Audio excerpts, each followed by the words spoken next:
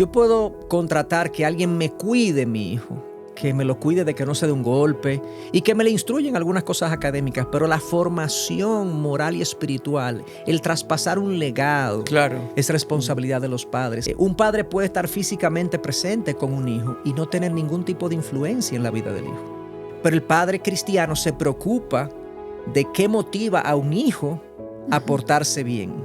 Si lo que lo motiva es evitar el regaño del padre, el hijo no está siendo bien criado. El padre tiene que interesarse también en lo que el hijo siente adentro. ¿Por qué el hijo hace lo que hace? ¿Por qué actuó como actuó? Hola, soy Sixto Porras de Enfoque a la Familia y quiero darte la bienvenida a este espacio de diálogo donde vamos a estar charlando sobre qué tipo de crianza nosotros estamos teniendo con nuestros hijos. ¿Estamos siguiendo el patrón cultural? ¿Estamos siguiendo el estilo de crianza donde crecimos o estamos siguiendo un estilo de crianza bíblico? Para hablar del tema está con nosotros Héctor Salcedo. Héctor es economista de profesión, pero su pasión es predicar. Desde hace más de 20 años se desempeña como uno de los pastores de la Iglesia Bautista Internacional en Santo Domingo, en República Dominicana. Y no solamente desempeña sus funciones administrativas, sino que también su pasión es hablar de Cristo y predicar la palabra. Es pastor de jóvenes y ha escrito 2 libros extraordinarios que se titulan Finanzas Bíblicas y Crianza Bíblica. Quiero animarle a que usted pueda leer cada uno de estos libros. Bienvenido, Héctor. ¿Qué tal? Gracias Sixto por la presentación y por la invitación de poder estar aquí en tu programa y poder conversar de estos temas que yo sé que están en tu corazón también, así como en el mío. Seguro. ¿Cuántos años de casado? 22. 22 cumplimos recién en julio de este año. Ajá. Sí. ¿Y cuántos hijos? Tenemos 2 hijos, uno de 18 años que acaba de terminar su secundaria y uno de 14. 2 varones, me regaló el Señor, Elías y Daniel. Qué hermoso. ¿Eh? Entonces, ¿tienes autoridad para publicar crianza bíblica? Bueno, la autoridad está en la palabra, evidentemente, pero hasta ahora pues le damos muchas gracias al Señor por lo que hemos estado viendo en nuestros hijos. Seguimos orando por ellos porque el corazón humano sabemos que tiende al desvío si no hay una vigilancia permanente de nuestros propios corazones y de parte de otros que estén alrededor de nosotros. ¿Sabes qué disfrutamos en tu libro? Es que confrontas el momento que hoy vivimos, donde hay padres cansados, agotados, frustrados. Aún muchos no quieren tener hijos porque no quieren pagar el precio de la crianza de los hijos. Y otros padres que están repitiendo sus patrones o sus miedos o sus temores y confrontas en tu libro a una crianza bíblica. Eso me gusta. ¿Por qué sientes que hoy los padres están experimentando mayor frustración que antes? Bueno, yo creo que hay múltiples factores. En particular, por un lado, definitivamente cada generación tiene su propia personalidad, podríamos decirle.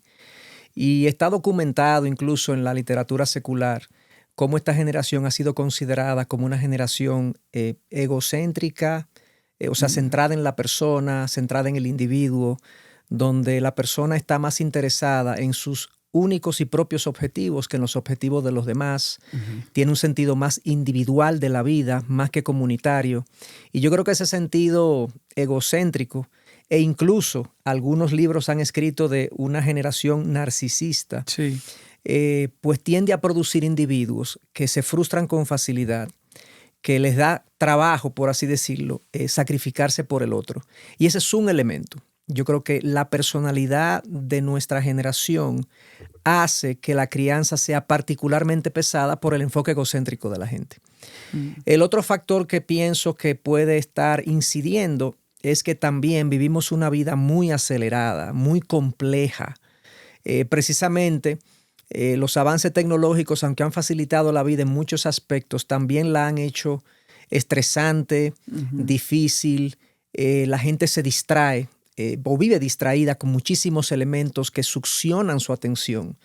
Y la crianza requiere una atención particular. Entonces, esos 2 elementos, desde mi punto de vista, son los los que mejor explican por qué la crianza resulta particularmente frustrante para esta generación. Así lo veo. Sí. ¿Cuáles son esos estilos? Explicas en tu libro sobre que los padres adoptan un estilo de crianza de acuerdo a los modelos que predominan en la actualidad. ¿Cuáles son esos estilos de crianza actuales? Sí, yo en el libro planteo dos conceptos o dos ideas. Por un lado, estilos de crianza y por otro lado, modelos de crianza. Los estilos, yo planteo un grupo de estilos que son matices que tienden a predominar en una determinada crianza en un hogar. Y me refiero, por ejemplo, hablo del estilo militar, de ese enfoque de muchos padres en gobernar su casa más por un régimen de reglas que por una conexión y una relación con los muchachos. Y ese tipo de estilo y ese énfasis en las reglas tiende a producir una casa ordenada, pero emociones desconectadas, una relación superficial, y tiene el riesgo de eventualmente, ya en los años de la adolescencia, de que el muchacho no quiere compartir con el padre porque el padre ha sido más un jefe que un padre, que una persona con la que se relaciona, con la que confía. Y ese es un estilo. Hay otros padres que tienen un estilo tipo refugiado, donde ellos se concentran en proveerle alimento, techo y medicamentos. Asistencialista. Asistencialista, exactamente. Pero todo lo demás lo contratan y se desconectan también. Y el hijo tiende a pensar que no le importa a sus padres, precisamente porque recibe de ellos lo básico, lo que le dan a un refugiado, pero que no se siente amado. Hay un estilo también que es el estilo de entretenimiento, donde los padres piensan que la crianza consiste en crear en la mayor cantidad de ocasiones momentos entretenidos para los muchachos y que lo importante es que rían más que piensen, más que reflexionen, más que mediten, y eso tiende a desviar la crianza. Entonces, a veces hay gente que combina algunos de estos estilos, y en mi libro hablo casi de 10 estilos, y a eso me refiero con los estilos. Adicionalmente a eso, hay modelos de crianza, que estos modelos pueden adoptar algunos estilos, pero estos modelos tienen que ver más bien es de dónde provienen los principios de crianza que la gente usa. Y planteo que hay 4 básicamente. Por un lado, el modelo cultural. O sea, todos nosotros vivimos en una cultura, somos influenciados, querramos o no, por esa cultura, y a veces criamos como la cultura lo hace. Claro. Sin cuestionar, sin filtrar si realmente esa es la manera de criar. Y es muy común. Otro modelo que la gente emplea es el modelo paternal o heredado, el que recibe de sus padres. A veces el cultural y el heredado coinciden porque son padres que viven en una cultura y pues le pasan eso a sus hijos. Pero, por ejemplo, los inmigrantes de un país tienen un modelo heredado que es diferente a la cultura en la que se insertan. Entonces no necesariamente coinciden. Pero es muy natural. Para mí este es el modelo que más naturalmente los padres reproducen. Porque ellos tienden a pasar lo que ellos vieron. Y tienden a entender que lo que hicieron con ellos está bien. Usualmente. Entonces lo pasan así. Así fue que mi padre me trató. Cuando yo vivía con mi padre, eso era lo que me decían. Así era que me corregían o me disciplinaban. Y tienden a pasar de manera muy natural. También con poco cuestionamiento. Un tercer modelo es el modelo teórico. Son modelos que se aprenden en el tiempo. La gente lee un libro, la gente escucha un expositor o lee mensajes de las redes sociales y es influenciado por modelos teóricos. El problema de esos modelos teóricos es que son fragmentados, no son modelos integrales, porque la gente no se expone a un modelo integral de crianza. Y el cuarto que yo propongo, que es teórico también, porque es algo que se aprende, es el bíblico, que es el modelo que planteo en mi libro. El modelo bíblico es un modelo integral, parte de lo que el ser humano es y cómo entonces los padres tienen que abordar esa realidad del ser humano, un ser humano que nace pecador, que nace con condiciones que necesitan corrección, pero que hay que tender el corazón. Entonces el modelo bíblico, entiendo yo, que viene a desafiar todos los demás modelos. No importa en qué cultura yo me formé, de qué casa yo vengo, no importa qué yo he aprendido por ahí. Nosotros los creyentes, los cristianos, que entendemos la palabra de Dios como nuestra norma de vida, deberíamos contrastar lo que estamos haciendo con nuestros hijos con la plomada, con el modelo bíblico, a ver si realmente estamos haciendo lo que Dios quiere con nuestros hijos. Profundicemos un poco más sobre el modelo bíblico. Uh-huh. Bueno, ese modelo es interesante porque la Biblia, yo hablo de un modelo bíblico que es integral, pero la Biblia no tiene muchos versículos específicos de lo que es la crianza. Tiene, yo diría, hay 7, 8 versículos fundamentales y luego hay un grupo de pasajes y de versículos que son aplicables a la crianza, pero no son directamente de crianza. Claro. Y eso sorprende un poco porque definitivamente la crianza es un aspecto fundamental del funcionamiento de una sociedad, de un país. De hecho, cuando los hijos de Israel o Israel iba ya a ocupar la tierra prometida, cuando están a la orilla del Jordán, que Moisés le habla al pueblo y escribe el libro de Deuteronomio con varios discursos. En uno de sus primeros discursos, en Deuteronomio 6, una de las primeras instrucciones que Dios le da al pueblo al entrar a la tierra prometida para formar una nación, tiene que ver con la crianza. Claro. Y ahí Dios le dice, estas cosas que yo te he hablado hoy o que yo te he dicho hoy estarán en tu corazón y diligentemente las enseñarás a tus hijos cuando te acuestes, cuando te levantes, cuando vayas por el camino, cuando estés en tu casa. O sea, uno de los aspectos fundamentales de la formación de la nación de Israel cuando iban a ocupar la tierra prometida era la crianza de los hijos, la atención de los padres. Entonces es fundamental, esa idea nos enseña que para Dios esto es básico, fundamental en el funcionamiento de una sociedad. Entonces, dicho eso, ahí vemos la importancia, pero para mí el versículo más completo de la Biblia es Efesios 6:4, que tiene un eco también en Colosenses, pero es más corto, pero este pasaje dice, y mucha gente se va a sentir familiarizado, lo conoce, es un pasaje que hemos citado, es: padres, no provoquen a ira a sus hijos, sino críenlos en la disciplina y la instrucción del Señor. Algunas traducciones tienen diferencias ligeras en algunas palabras, pero básicamente ese es el pasaje que entiendo para mí es el más completo de la Biblia. Y si lo vemos de manera general, tiene 2 instrucciones o 2 énfasis. Por un lado está el énfasis negativo de la crianza. Dice, padres, no provoquen a ira a sus hijos. O sea, no hagan eso. Traten de llevar su crianza de una manera que los hijos no sean innecesariamente llevados a la ira o al resentimiento. Sabemos que hay muchas cosas en la crianza que van a molestar a nuestros hijos, pero Pablo está tratando de prevenir que los padres incurran en pecados propios que produzcan en sus hijos un resentimiento y una ira hacia ellos. Entonces ese es el pasaje, esa es la parte que yo digo es el mandato negativo de la crianza. Por otro lado está el mandato positivo de la crianza. Entonces, ¿qué hacemos con ellos? Si no lo debemos llevar a la ira. Bueno, debemos llevarlos a la crianza en la disciplina y la instrucción del Señor. Eso es lo que tenemos que hacer. Ese pasaje se puede dividir en 2, pero también ese pasaje puede tener 5 componentes si lo vemos en detalle. Déjame resumir. Sí, claro. El primer punto es proteger el corazón de nuestros hijos, entendiendo que es frágil su alma, no provocándolos a ira. Mientras tenemos una parte del amor, que es parte del amor, que es una firmeza, una instrucción clara, una presencia de autoridad para pulir el carácter, el cual es duro como una roca. Vamos a quebrar la roca y a proteger la flor.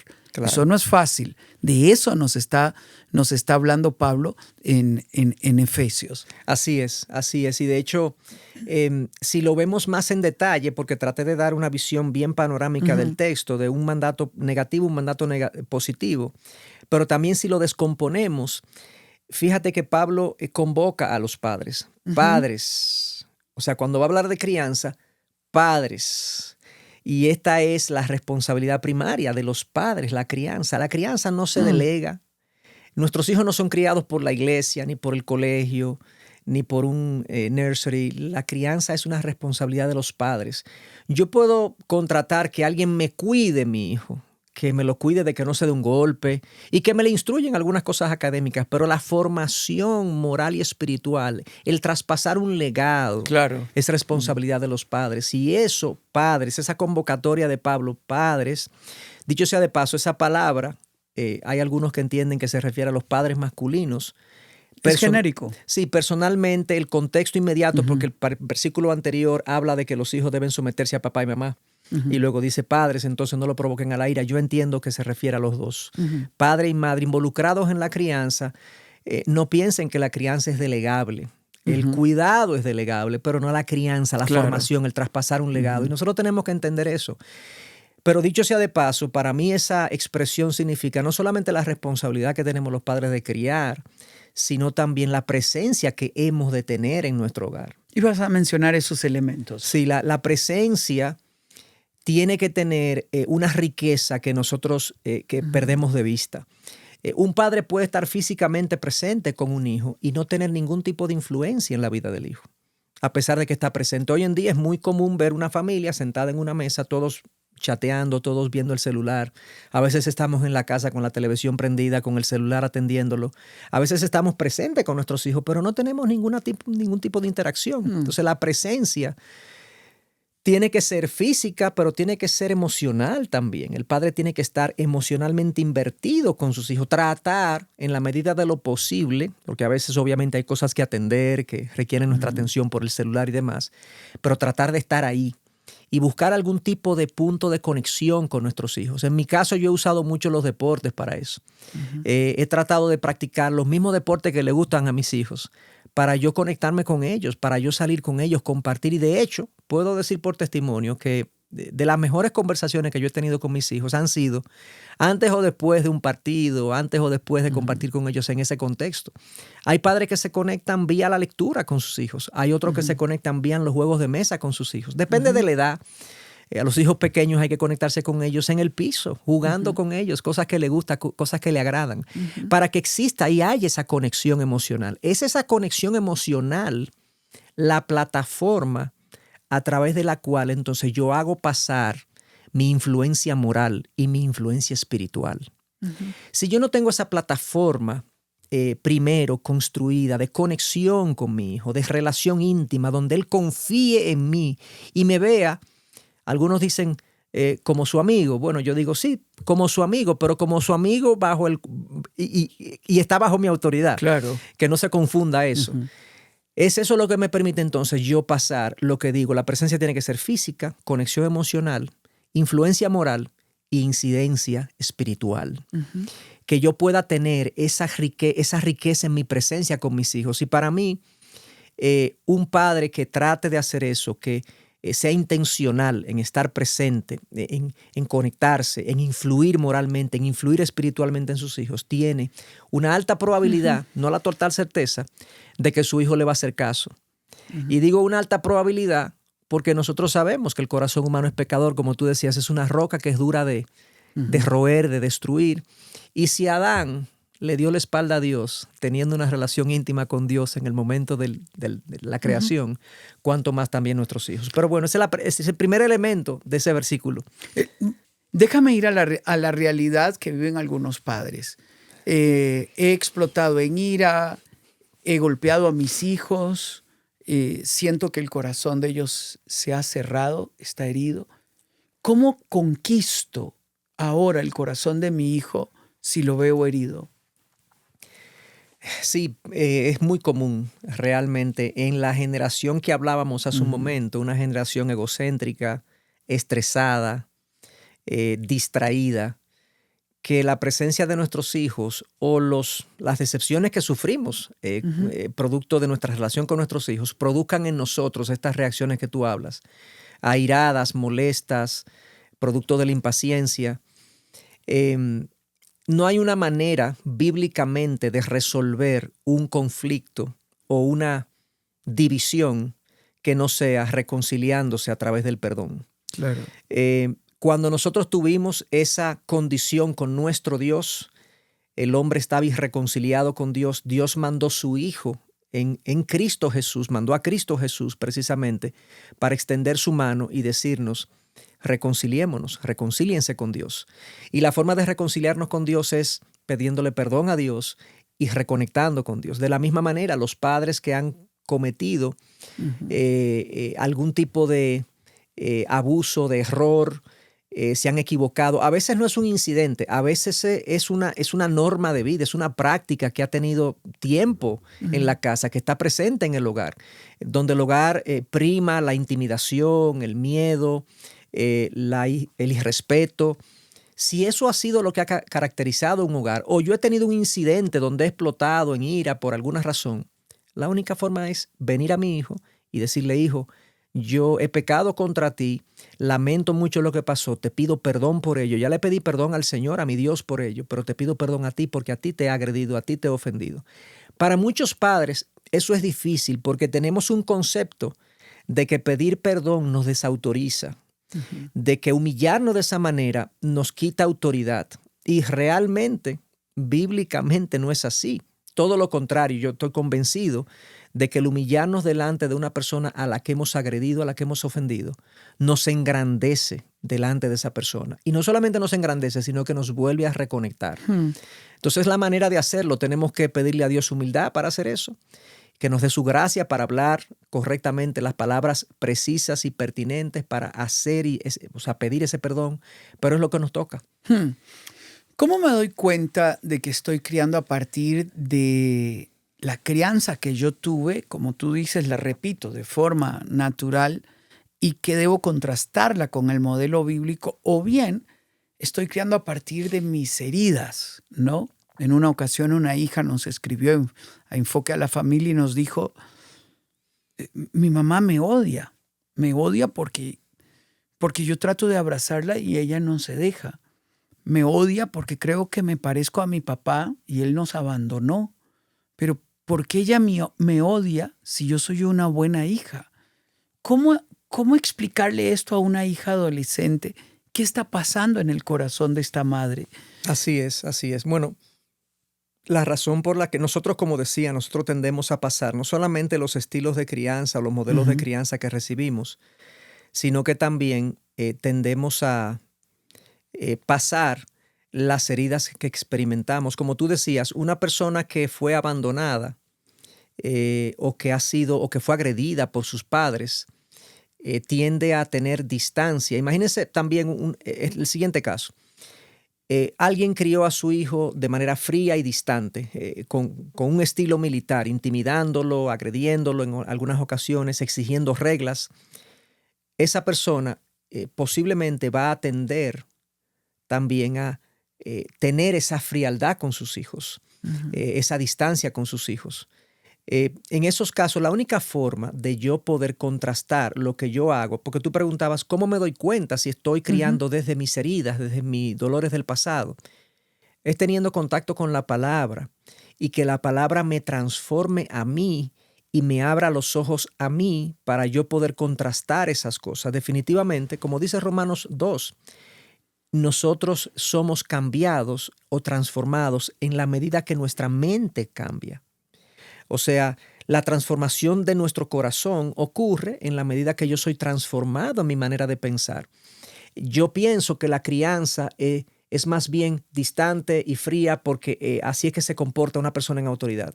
Pero cuando voy a la palabra y veo al Padre amoroso, tierno, veo al Padre celestial, incluso cuando viene el hijo pródigo y el padre se extiende hacia su hijo y le perdona y le dice: traigan el cordero, mátenlo, pónganle una túnica, pónganle un anillo en su mano, cómo su amor fue incondicional, fue absoluta, lo abrazó, lo cubrió por completo. Entonces, si no tenemos un contacto diario con la palabra de Dios, y no solamente un contacto diario, porque puedo tener un contacto intelectual con la palabra, pero el que es bienaventurado al revisar la palabra, como dice el Salmo 1, es aquel que medita en ella de día y de noche, que revisa su proceder todos los días, que incluso en los momentos cuando corrige a sus hijos, está pensando como en la parte de atrás de su mente: ¿está esto agradando y complaciendo a mi Señor?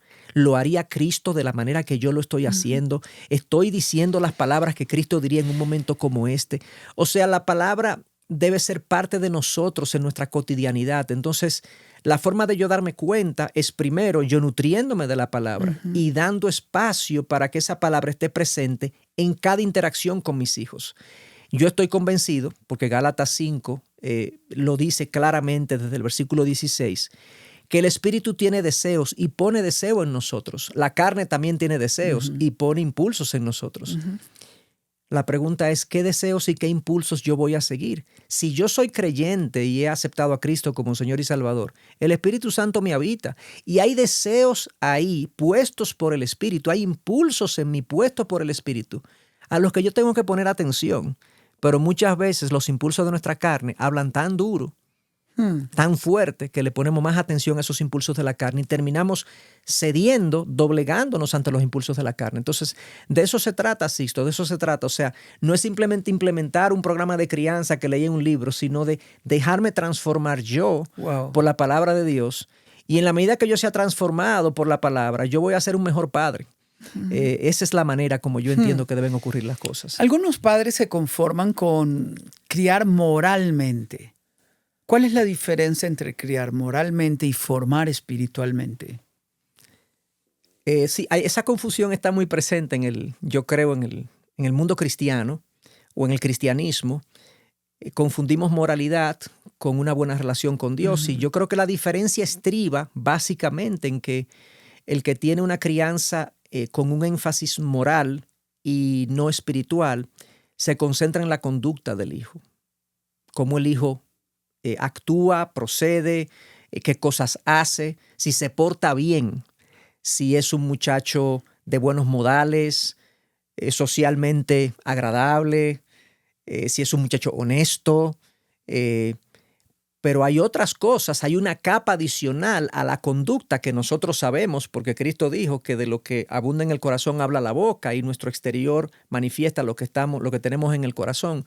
Muchas veces una persona puede simular comportamientos adecuados, puede fingir comportamientos adecuados para estar bien con sus padres, para evitar la corrección, pero definitivamente puede estar en su corazón muy desviado del camino que genera o de las motivaciones que generan esa conducta. Entonces, el padre creyente no se limita a ver si su hijo se porta bien. Él debe verlo porque la parte moral y ética está en la palabra de Dios. Claro. Es parte de. Pero el padre cristiano se preocupa de qué motiva a un hijo a portarse bien.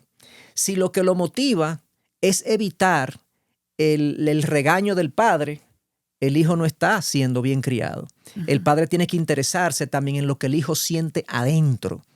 ¿Por qué el hijo hace lo que hace? ¿Por qué actuó como actuó? Y no necesariamente si actuó bien o si actuó mal. Entonces, la diferencia estriba en eso, en que no nos concentremos solamente en la parte externa moral, sino que tenemos que ir al corazón. Eso me recuerda cuando crecíamos y decíamos, botemos el cigarro que viene tu papá o viene mi mamá. Sí. Nosotros no podemos hacer que nuestros hijos vivan en función de nosotros.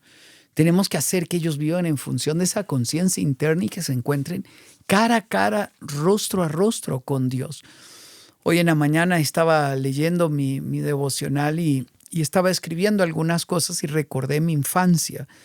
A los 5 años más o menos estaba muy enfermo y recuerdo que el dolor era intenso en la madrugada y cuando me desperté no soportaba y corrí al cuarto de mis papás, que era dividido por una cortina nada más, y yo les dije, papá, mamá, me muero, no aguanto más.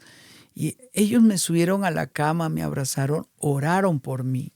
La mañana siguiente yo corría en el patio y mi mamá me grita y me dice, pero anda a acostarte, vos estás enfermo. Y ella me dijo, recordando que anoche yo tenía mucho dolor, y dice que yo le grité, le dije, no mamá, anoche Dios me sanó. Cuando yo recuerdo esa escena, que mamá me lo recordaba muchas veces, yo pienso de dónde venía la confianza de que Dios me sanó, dónde aprendí yo a los 5 años que cuando tuviera dolor podía acudir al Padre.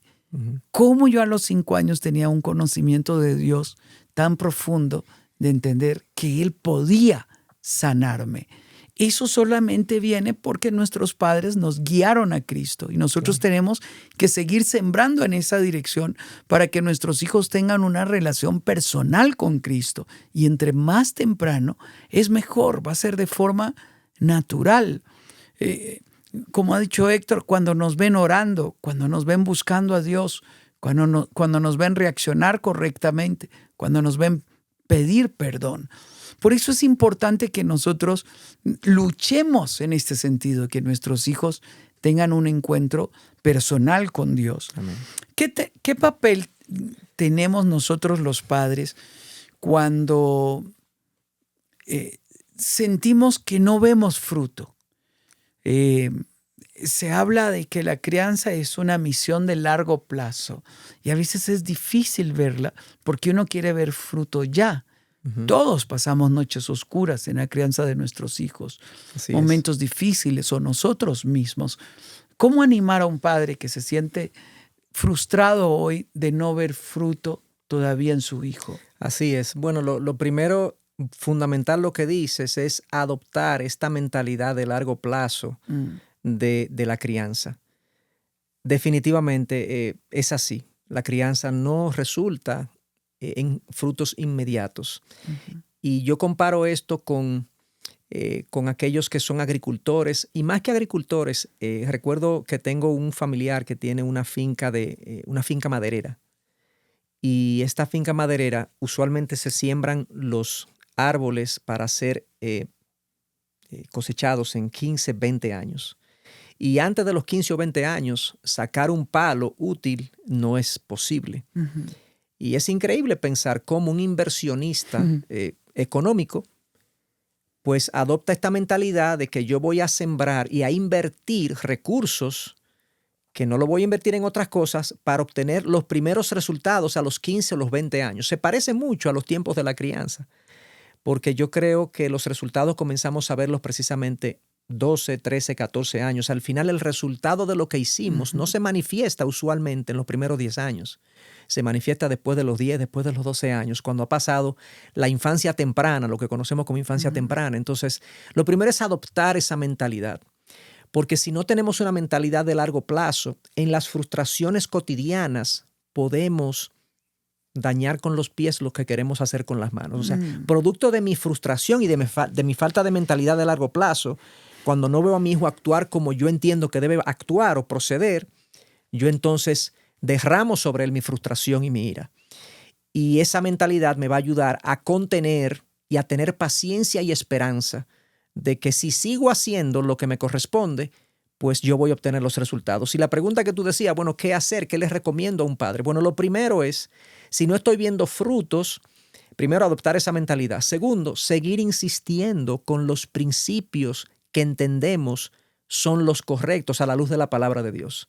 Si me desvío de los principios o dejo de creer en ellos, porque sencillamente no estoy viendo los frutos inmediatos, cometeré el peor de los errores.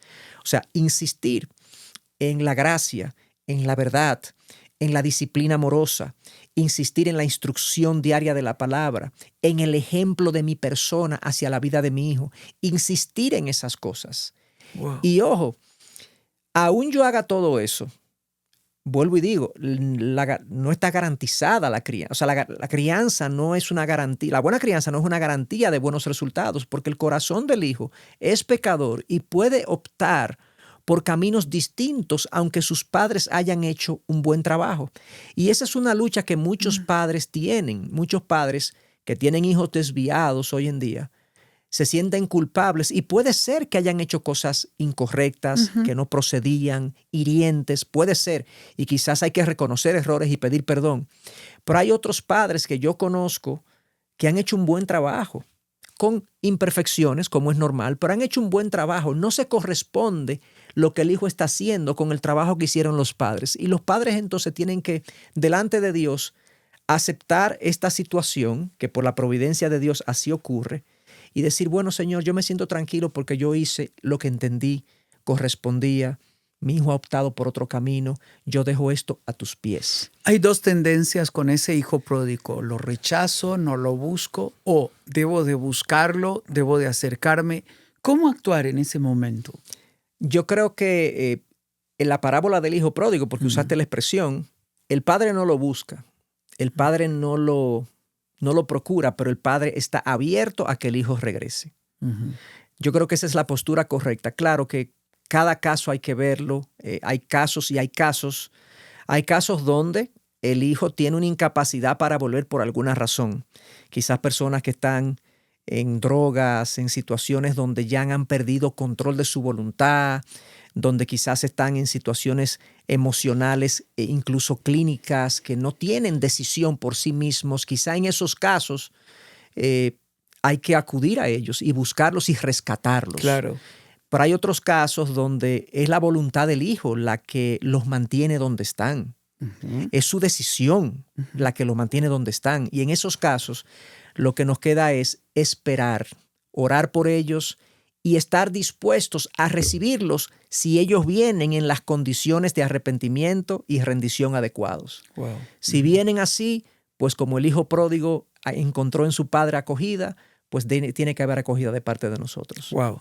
Estos dos elementos son importantes. Usted no puede fijar una regla. El padre no lo buscó. Como ha dicho Héctor, hay momentos donde necesitamos tender puentes, acercarnos. Como Jesús dice en las dos parábolas anteriores, buscó la moneda y buscó la oveja perdida. Entonces, hay momentos donde se busca, hay momentos donde se espera. Lo más importante es que nuestro corazón esté preparado para restaurar, perdonar, no acusar, no juzgar, no condenar. Nunca estigmatice a su hijo como rebelde. La parábola dice, y volviendo en sí, simplemente está en un estado de inconsciencia. Y eso es lo que nosotros tenemos que entender.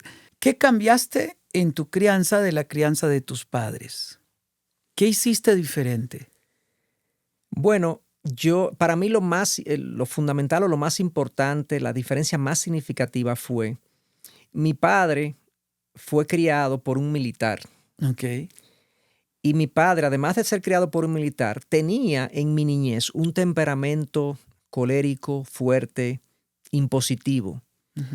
Y durante una buena parte de mi crianza primó en el hogar una atmósfera de miedo, de no desafiar a mi padre en ningún sentido, o no cuestionar, o me daba miedo tener o ser víctima de sus reacciones. Por la gracia de Dios, dicho sea de paso, eso ha cambiado radicalmente. Mi padre es un hombre transformado por la gracia de Dios. Pero eso fue lo que primó a lo largo de mi niñez temprana, quizás hasta mis 15, 16 años. Y eso me marcó. Aunque yo tengo un temperamento muy distinto a él, adicionalmente por mi inmersión en la palabra me he dado cuenta que ese tipo de crianza no puede estar presente en la vida de un creyente, sino que tiene que haber una ternura, rectitud sí, pero tierna, reglas pero con conexión y ese tipo de cosas. Yo creo que eso ha sido la mayor diferencia, o sea, la rigidez y la impaciencia y las reglas sin conexión que existía en mi edad, mi temprana, o sea, mi edad temprana. Esa es la diferencia mayor que con mi crianza personal. Entonces, gracias a Dios que el Señor a través de su palabra me ha enseñado un camino diferente, un camino creo yo más constructivo, donde hay una atmósfera diferente en el hogar. Y todavía seguimos trabajando en cosas que tenemos porque no somos perfectos, para que Dios pues sea glorificado en cada interacción que tenemos con nuestros hijos en el hogar. Si el Héctor de hoy pudiera hablarle al Héctor recién estrenado papá, tus hijos antes de los 10 años, ¿qué le dirías que debe mejorar a ese Héctor primerizo como padre? Sí, a mí me faltó rectitud y me faltó reglas, me faltó estructura. De hecho, mi esposa, entre mi esposa y yo a lo largo de la crianza, la principal tensión era que yo tendía a cierta indulgencia, si podemos llamarle así, y ella tendía a la rectitud y a las reglas. Y había una tensión entre nosotros donde siempre llegamos a buen puerto, y yo creo que ella también me enseñó un aspecto que estaba yo descuidando en mi crianza, que era que ciertamente se necesita ternura y comprensión, pero se necesita también una estructura para los niños. Yo creo que, sobre todo en mi primer hijo, cometí ese error. Hubo nos que debí decir.